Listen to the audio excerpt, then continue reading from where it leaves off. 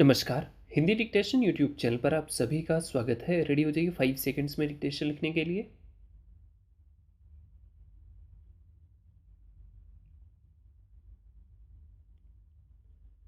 प्रकृति अपने मूल स्वरूप में जीवन देती है, लेकिन मौसम का अपना चक्र होता है।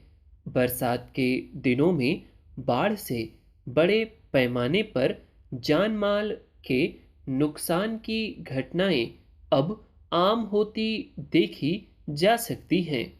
हालांकि बाढ़ या मौसम के अनुरूप अन्य किसी प्राकृतिक उथल-पुथल को रोका जाना संभव नहीं होता, लेकिन इससे बचाव के कुछ साधारण इंतजामों के जरिए बहुत कुछ बचाया जरूर जा सकता है। विडंबना यह है कि मौसम के स्वरूप के बारे में आज विस्तृत अध्ययन की सुविधा होने और उसके बारे में काफ़ी हद तक सही पूर्वानुमानों के बावजूद अमूमन हर साल आपदाओं की वजह से जानमाल का व्यापक नुकसान होता है। हजारों लोगों की जान चली जाती है, अरबों रुपए की संपत्तियां तबाह हो जाती हैं।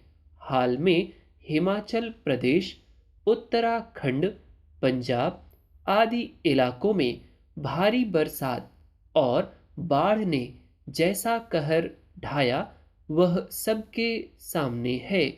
इससे पहले भी बिहार, उत्तर प्रदेश जैसे इलाकों में हर वर्ष बाढ़ बहुत तबाह करती रही है।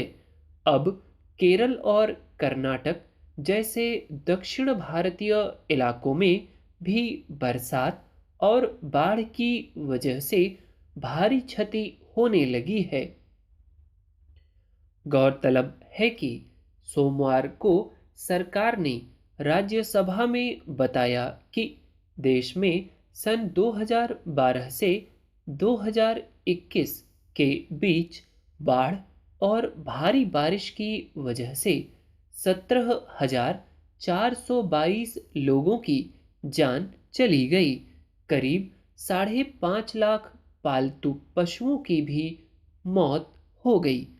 इस दौरान घरों, फसलों सहित कुल 2,76,004 करोड़ का नुकसान हुआ। ऐसी आपदाओं के बाद नुकसानों का सटीक आकलन कई बार मुमकिन नहीं हो पाता, क्योंकि कई स्तर पर वास्तविक क्षति के ब्यौरे नहीं दर्ज हो पाते हैं। सही है कि कई बार बाढ़ या अन्य आपदाओं का स्वरूप बिगड़ जाता है और उससे बड़े पैमाने पर तबाही होती है, लेकिन अगर समय पर बचाव के पर्याप्त इंतजाम किए जाएं, तो बहुत सारे लोगों की जान बचाई जा सकती है। यूं बाढ़ की आशंका वाले शहरी क्षेत्रों में इस समस्या से निपटने के लिए भूजल पुनर्भरण और अन्य प्रकृति आधारित समाधानों को प्रोत्साहन करने हेतु सरकार की ओर से कई पहलकदमी हुई है, लेकिन अभी उनका पूरी तरह जमीन पर उतर पाना बाकी है। यूं बरसात के मौसम में कभी ज़्यादा बारिश और उससे नदियों में आने वाली बाढ़ एक सामान्य और स्वाभाविक चरण है। अगर नदियों की राह अति की हद तक बाधित नहीं हो, तो पानी अपनी रफ्तार से आकर निकल जाता है और अक्सर जमीन की उर्वरा शक्ति को बढ़ा जाता है।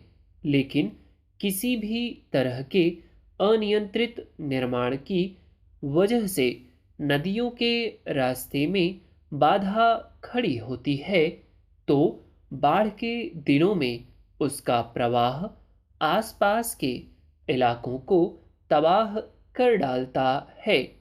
मुश्किल यह है कि आपदा से होने वाली क्षति के लंबे अनुभवों के बावजूद अब तक बाढ़ की स्थिति में जल निकासी के पर्याप्त इंतजाम से लेकर वर्षा जल संचयन की दिशा में ठोस योजनाओं को लेकर गंभीरता कम ही दिखती है।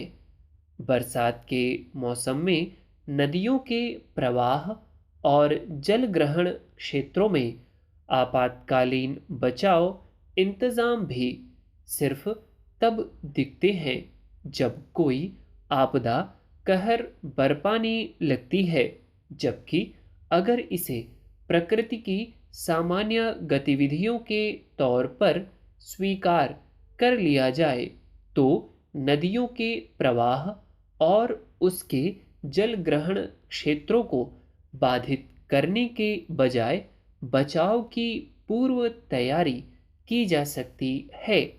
इसके अलावा आपदा के दौरान आपात स्थिति में बचाव कार्यों का तंत्र ठोस तरीके से काम करे तो मनुष्यों और अन्य जीवों की नाहक मौत को टालने के साथ साथ अन्य नुकसानों को काफी कम किया जा सकता है। That's all. उम्मीद करता हूँ डिक्टेशन आपने बहुत अच्छा लिखा होगा। जो वर्ड्स आपको पहली बार आज मिले हैं या आउटलाइंस बिगड़ी हैं उनको नोट डाउन करिए और उनके आउटलाइंस 2 से 3 लाइन कम से कम बनाकर प्रैक्टिस करिए, ठीक। और उसके बाद उसको रीड करने की कोशिश करिए, ठीक। जिनका डिक्टेशन बढ़िया लिखा गया है, बहुत अच्छे से नीट एंड क्लीन, वो इसको पढ़ें और पढ़ के फिर फाइंड आउट करें क्या आउटलाइन वो नहीं पढ़ पा रहे हैं, ठीक। फिर उसको इम्प्रूव करने की कोशिश करें या बार बार बनाएं ताकि वो आप पढ़ भी सकें, ठीक। वीडियो अच्छा लगा हो तो प्लीज़ हमेशा की तरह अपने फ्रेंड्स के साथ शेयर करें और लाइक कर दें। चैनल को यदि आपने सब्सक्राइब ना किया हो तो वो भी कर लें। That's all, thank you.